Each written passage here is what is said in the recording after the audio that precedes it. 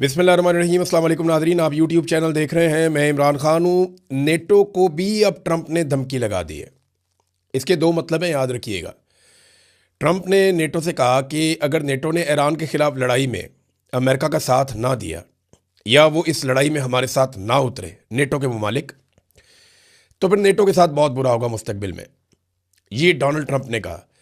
ये नहीं, ये साफ धमकी है कि कल को अगर किसी और मुल्क के ऊपर या जो नेटो के ममालिक मेंबर हैं उनके ऊपर कोई अटैक करता है तो फिर अमेरिका जोर नहीं लगाएगा। एक तो मतलब ये है। दूसरा ये है कि अमेरिका उन्हें धमका रहा है, तजारती लिहाज से भी धमकाता है, टैरिफ लगा के भी धमकाता है, उनकी मईशत को तबाह करके भी धमकाता है, फौजी नुक्ता नज़र से भी धमकाता है। तो एक तो बात यह भी है कि अमेरिका शायद उन्हें धमका रहा है। नेटो को धमकी लगाने का रीज़न क्या है? दो वजूहात हैं। नंबर एक, डोनाल्ड ट्रंप अगर मदद मांग रहा है नेटो के ममालिक से तो इसका मतलब है कि ईरान डोनाल्ड ट्रंप के काबू नहीं आया। सादी बात यह है ना, जब दो लोग लड़ रहे हो आपस में और एक आदमी मदद के लिए पुकारे कि आओ मेरी मदद करो, तो इसका मतलब क्या है कि जो दूसरा शख्स है उसके काबू नहीं आ रहा। अगर इस वक्त अमेरिका को नेटो की ज़रूरत है तो फिर इसका सादा मतलब यह है कि ईरान अमेरिका के कंट्रोल से बाहर है। इसराइल और अमेरिका मिलकर अपने सारे वसाइल लगाकर ईरान का मुकाबला नहीं कर पा रहे और उन्हें बहुत सारे और मुल्क चाहिए। नंबर एक। इसका एक और मतलब भी है, और वो सादा मतलब ये है कि नेटो भी अब डोनाल्ड ट्रंप के कंट्रोल में नहीं है। नेटो जो हमेशा से अमेरिका की जेब में पड़ा हुआ था, उसकी मुट्ठी में बंद रहता है नेटो हमेशा, तो अब नेटो के ममालिक घास नहीं डाल रहे। हत्ता कि अमेरिका के साथ बड़े अच्छे ताल्लुकात जिन ममालिक के हैं, अमेरिका ने 5 बड़े मुल्कों को आवाज़ दी, नाम लेकर उनसे मदद मांगी। चाइना से, जापान से, साउथ कोरिया से, फिर उन्होंने बरतानिया से और फ्रांस से मदद मांगी। लेकिन इन तमाम मुल्कों में से किसी एक ने भी हामी नहीं भरी कि वो अमेरिका के साथ मदद करने के लिए आ रहे हैं। वजह क्या है? डोनाल्ड ट्रंप तो एक तरह से टके टोकरी हो गए और उन्होंने अमेरिकी सदर का ओहदा भी टके टोकरी कर दिया है। वजह सादी है कि लोग अब एतबार नहीं करते अमेरिका के ऊपर जैसे पहले एतबार करते थे। लेकिन इसके बावजूद कुछ खबरें ऐसी आ रही हैं कि एक कोई इत्तेहाद बनाने की कोशिश की जा रही है और कोई ऐसा बेड़ा तैयार करने की कोशिश की जा रही है जो मशरिक़ वस्ता के अंदर पानियों में जाएगा और जाकर इस बात को यकीनी बनाएगा कि जो आलमी रास्ते हैं तजारत के वो खुले रहें। लेकिन मामला ये है कि जब तक मकामी ममालिक इसके अंदर शामिल नहीं होंगे तब तक कामयाबी नहीं मिलेगी। और ईरान के मसाइल तो मौजूद हैं। यानी बड़ा अजीबोगरीब किस्म का एक दावा अभी पासदारान इनकलाब ने किया। ईरान की जो फोर्स है, बहुत ही अजीब, मुझे इस वक्त तो बहुत अजीब लगा। लड़ाई को लगभग 2.5 हफ्ते हो गए, 15-16 दिन हो गए लड़ाई चल रही है। आज 16 तारीख है, 28 तारीख को ये लड़ाई शुरू हुई थी। एक दिन आप वो डाल लें, 16 ये डाल लें आप, तो 2.5 हफ्ते हो गए लड़ाई चल रही है। और 2.5 हफ्तों के बाद ईरान ये कहता है कि हमने अब तक जितने मिसाइल और हथियार इस्तेमाल किए हैं ये आज से 10 साल से पुराने हैं। और ख़ास तौर पर जो हथियार हमने अभी डिज़ाइन किए, पिछले साल जो 12 दिनों की जंग हुई थी, जून 2025 में 12 दिनों की जंग हुई थी ना ईरान की, तो उन्होंने कहा जी कि उस जंग के बाद जो हमने सीखा और जो हमने बनाया वो तो अभी हमने तक दिखाया ही नहीं किसी को। उससे तो हमने हमला ही नहीं किया किसी पे अभी तक। और ये बाकायदा ईरानी अफवाज और ईरानी वजारत खारजा बार बार ये बात कर रहे हैं। इसका सादा मतलब आप समझ जाए कि अभी उनके पास मजीद हथियार बाकी हैं जिन्हें वो चला सकते हैं।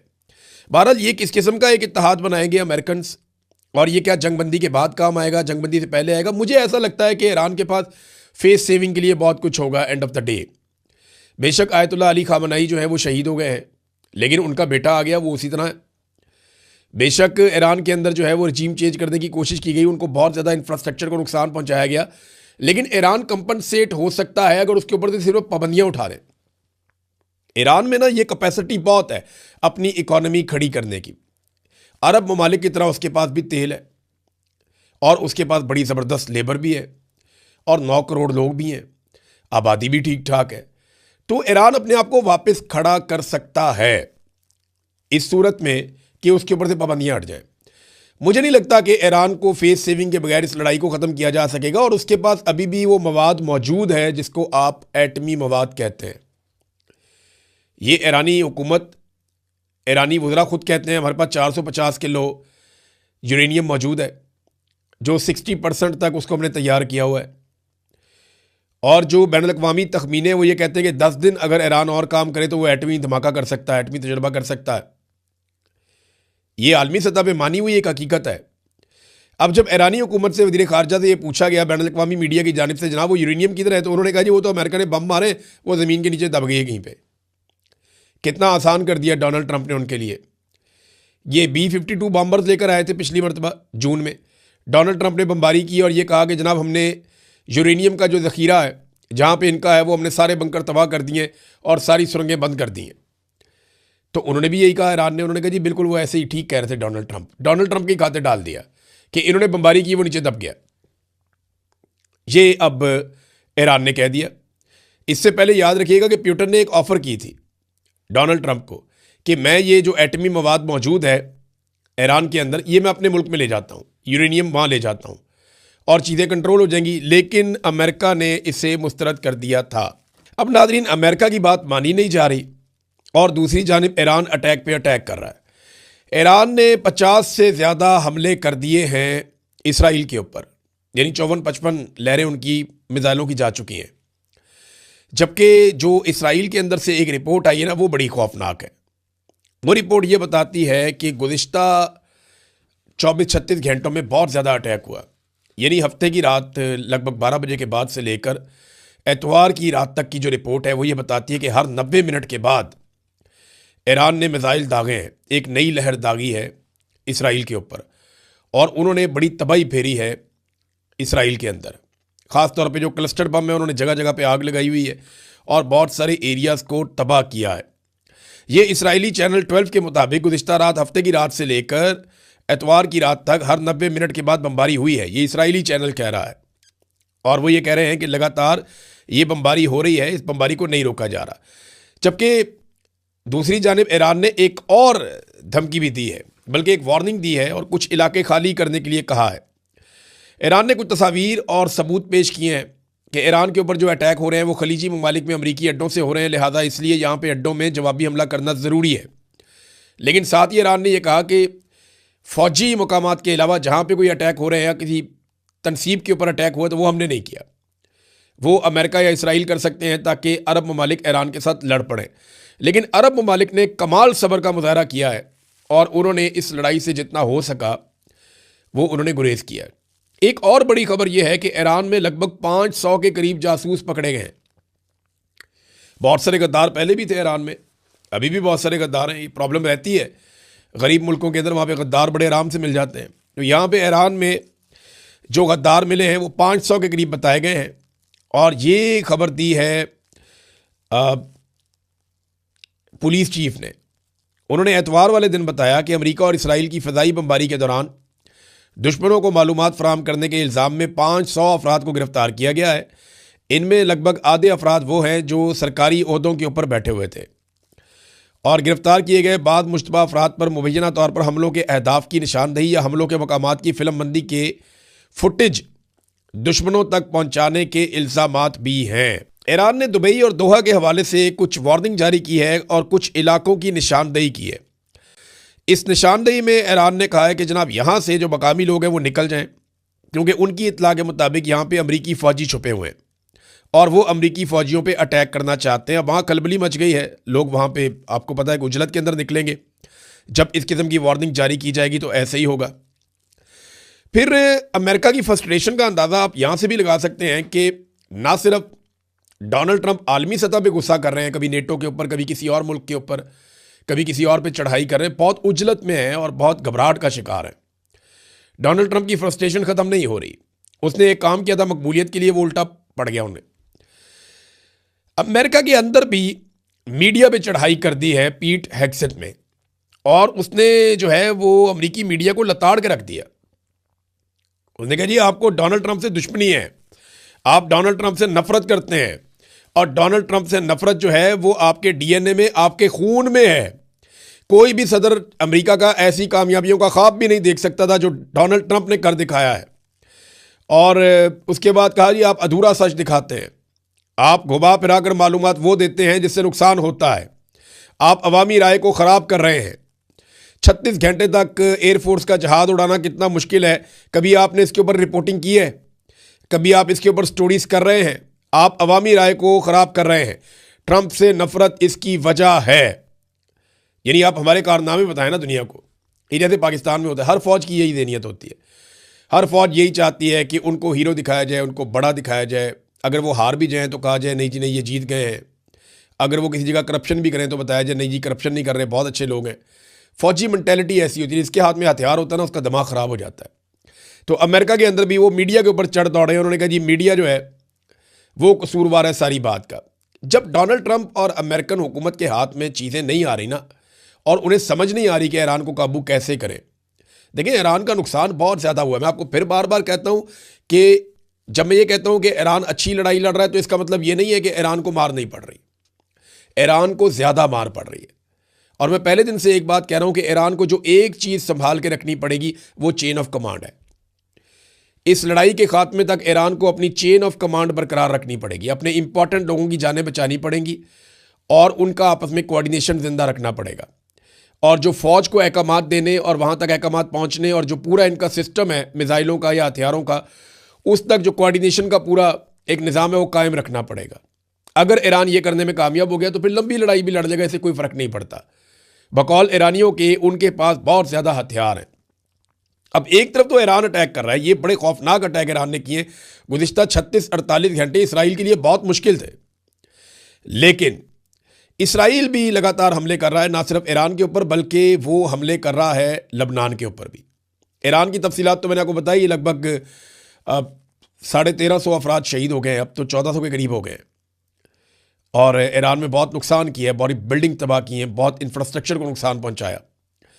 लेकिन लबनान के अंदर भी लगातार हमले कर रहे हैं। 11 अफराद जो है वो गज़ा में शहीद हो गए हैं, और इनमें 8 पुलिस वाले हैं जो गज़ा में काम करते हैं, फ़लस्तीनी। और गुज़िश्ता 2 हफ्तों के अंदर 2 मार्च के बाद से लेकर अब तक लबनान में 850 अफराद शहीद हो गए हैं।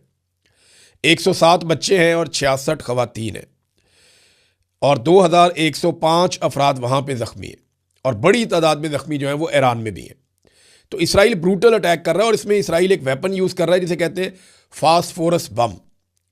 ये जो फास्फोरस बम है ना, ये एक नॉर्मल साइज़ का बम होता है, इसे फायर किया जाता है। ये टैंक के ज़रिए से भी फायर होता है, अलग अलग किस्म के इसके फायर करने के तरीके हैं। ये बम जब करीब पहुंच जाता है उस इमारत के या उस टारगेट के जिसके ऊपर इसने गिरना होता है, तो 80 या 100 मीटर पहले इस बम के अंदर एक ब्लास्ट होता है, और इसमें से सफ़ेद फास्फोरस बहुत बड़ी मिकदार में उसके टुकड़े निकल के ज़मीन पे जाके गिरते हैं और वो जल रहे होते हैं। ये जो वाइट फास्फोरस है ना, इसमें आग लग जाए तो ये बहुत ज़्यादा हीट जनरेट करता है। इसकी जो गर्माइश होती है ना, जो हीट होती है, वो ऐसे जैसे जहन्नुम है। मैं मिसाल के तौर पे कह रहा हूँ, 1500 फ़ारेनहाइट, 815 डिग्री सेंटीग्रेड, इतनी खौफनाक गर्मी ये जनरेट करता है, और इसे पानी से भी नहीं बुझाया जा सकता। इसको बुझाना भी तकरीबन नामुमकिन होता है, बहुत मुश्किल हो जाता है। ये जिस चीज़ पे गिरता है उसको राख बना देता है, और जिस इंसान को ये लग जाता है वो मुस्तकिल तौर पे माजूर हो जाता है, या उसकी जान, उसकी तकलीफ जो है वो बड़ी दर्दनाक होती है। तो इसको एक केमिकल हथियार की तरह देखा जाता है पूरी दुनिया में।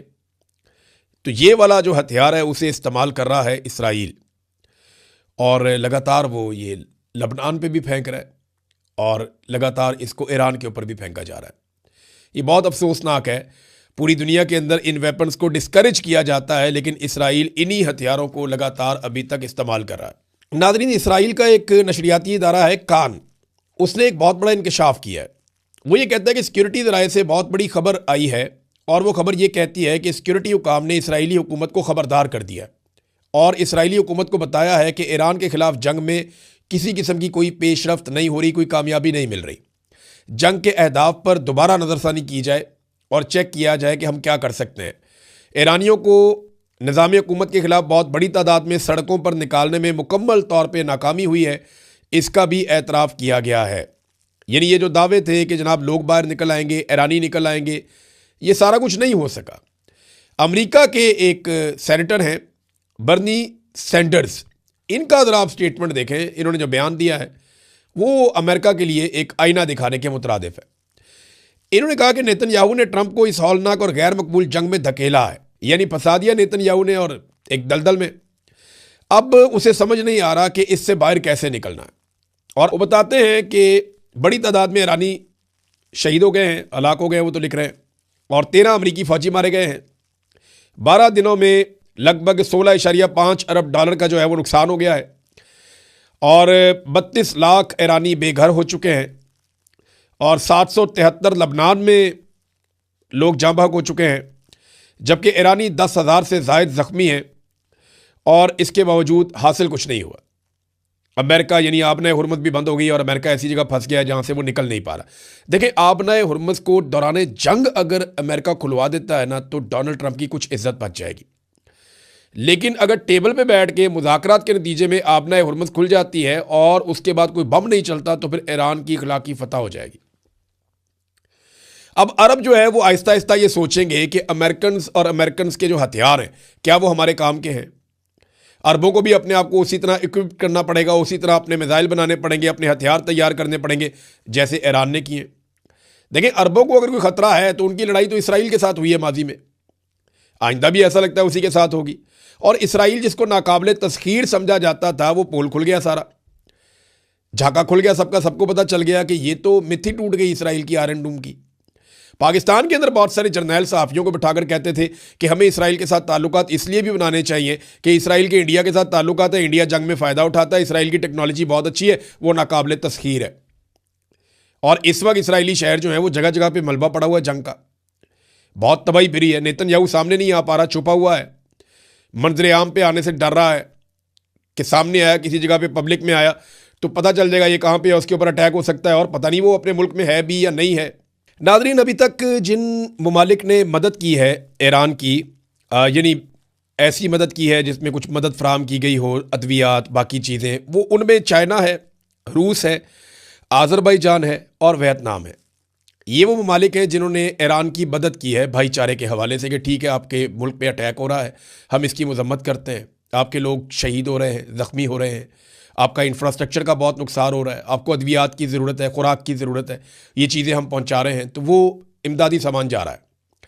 पाकिस्तान की जानिब से कोई इमदादी सामान अभी तक ईरान में नहीं गया, जबकि पाकिस्तान के वज़ीर आज़म ने यह हुक्म जारी किया है कि जो रसद है उसको बढ़ाया जाए अशिया खुर्दोनोश की खलीजी ममालिक में। खलीजी ममालिक जहाँ पे मेरे ख्याल में खुराक मौजूद होगी ज़रूर, और खलीजी ममालिक में जो है खुराक वो जा भी सकती है, उनके पास पैसा भी बहुत है, यानी वहाँ खलीजी ममालिक में खुराक भिजवाना अच्छी बात है, बुरी बात नहीं है। लेकिन ईरान की मदद पाकिस्तान को भी करनी चाहिए। जब बाकी ममालिक कर रहे हैं तो पाकिस्तान पीछे क्यों रहे? पाकिस्तान को चाहिए वो भी करे। लेकिन पाकिस्तान ने एक और हुक्म जारी कर दिया है और पाकिस्तान के मीडिया को किया गया है कि कुछ भी हो जाए, अब जो आबनाए हुर्मुज़ से पाकिस्तान का अगर कोई कार्गो गुजरता है तो उसके बारे में किसी किस्म की कोई खबर मीडिया के अंदर नहीं दी जाएगी। और एक चीज़ और है, डोनाल्ड ट्रंप ने कहा कि वो तफरीह के लिए भी बम मारता है। डोनाल्ड ट्रंप का अपना स्टेटमेंट है ना कि हम बार बार जजीरों पे बम मारेंगे और तफरीह के लिए मारेंगे, फ़न के लिए मारेंगे, इंजॉय करने के लिए, मज़ा लेने के लिए मारेंगे। तो जो शख्स तफरीह के लिए बम बरसाए उसे अमन का नोबल इनाम देने वाले कितने बड़े ज़हनी मरीज़ होंगे आप ये सोचें। और वो उससे बड़े ज़हनी मरीज़ तब साबित होंगे जब वो कह रहा है कि मुझे बम मार के तफरीह मिलती है और ये अमन के नोबल इनाम की नामजदगी वापस नहीं ले रहे। तो नाज़रीन, कमाल किस्म की जोड़ी बन गई है। जैसा ट्रंप है वैसे ही उसके पाकिस्तानी टाउट है। वो कहता है जनाब उसको बम मारने का, मिसाइल मारने का मज़ा आ रहा है, वो उसकी तफरीह है। और ये कहते हैं जनाब आप तो बहुत अच्छे हैं, आपको तो अमन का नोबेल इनाम मिलना चाहिए। और दोनों अपनी अपनी बात से पीछे भी नहीं हटते। कैसे लोग हैं। अब तक के लिए इतनी, अपना ख्याल रखिएगा, अपने इस चैनल का भी। अल्लाह हाफ़िज़।